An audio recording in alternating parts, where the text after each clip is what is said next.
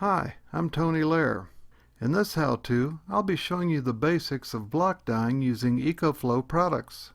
First, set up your workspace. Be sure you have good lighting and a protective, non-printed covering over your work table. Have the following available: water, leather practice pieces, a dye palette, eyedroppers, paper towels, and Eco Flo dyes and stains.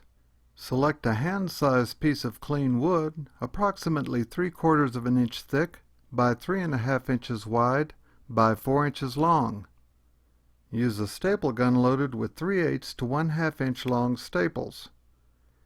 Use a clean strip of white cotton t-shirt material, cut wider than the block and long enough to wrap around the block 6 or more times.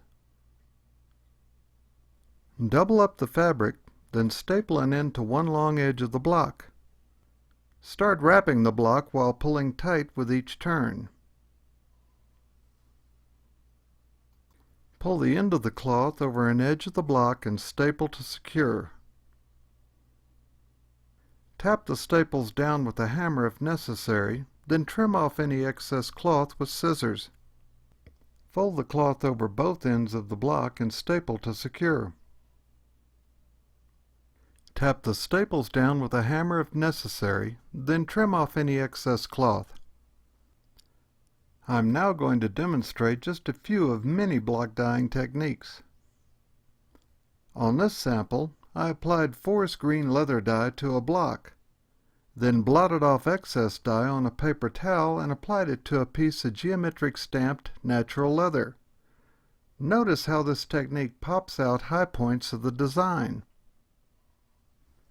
This is the same technique, but the tooled leather was base coat dyed with range tan dye first. Then dark cocoa brown dye was applied with the block. This is also the same technique, but I've started out by applying an overall base coat of sunshine yellow leather dye.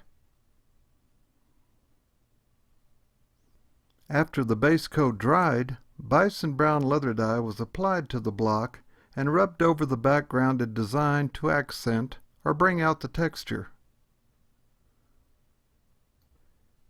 Shown here is leather dye on a block being applied to a piece of heavily veined, grained, and wrinkled leather.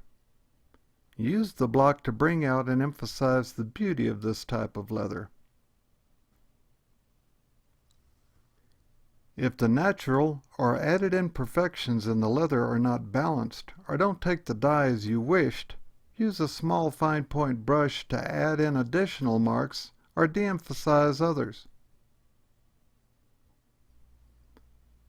On this sample, I'm applying a coat of chocolate cherry all-in-one with a piece of sheep wool. After removing all the stain I can with the sheep wool, I'm using a clean block dampened with water to remove even more stain from the high points of the design. To edge dye, first apply dye to the block.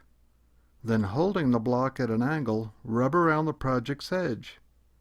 The dye should be darkest near the edge, then fade in towards the center. Let dry completely for true color.